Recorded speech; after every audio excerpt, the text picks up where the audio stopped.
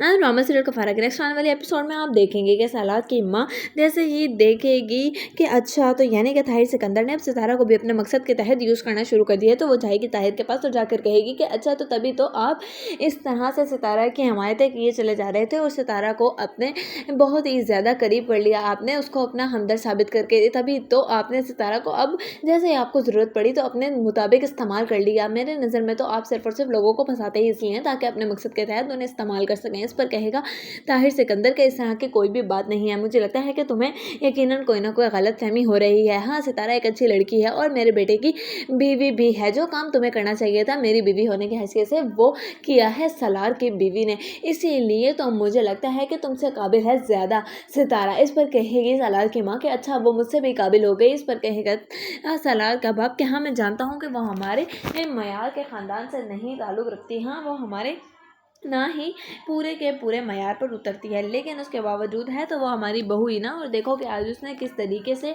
मेरी इज़्ज़त को बचा लिया, जबकि मैं तो साहिबा की माँ बुरी तरीके से बर्बाद करने पर तुली हुई थी। इस पर कहेगी सलार की माँ कि तभी तो मैं कहूँ कि आप सितारा के इतने गुण क्यों गाते फिर रहे हैं। अब तो न जाने वो लड़की के आप और भी ज़्यादा हमदर्द हो जाएंगे क्योंकि वो अब आपके काम जो आने लगी है। साथ ही वहाँ पर सबा आ जाएगी जुनैद के साथ और वो कहेगी कि आप दोनों की लड़ाई सितारा को लेकर कभी भी ख़त्म नहीं हो सकती। मैंने तो सितारा का वो प्रोग्राम देखा, इसीलिए मैं यहाँ पर आई आप लोगों से पूछने के लिए कि ये सब कुछ क्या है, कि सितारा ने डैड के साथ काम करना शुरू कर दिया है, लेकिन यहाँ आई हूँ तो यहाँ तो कुछ और ही मसले शुरू हुए पड़े हैं।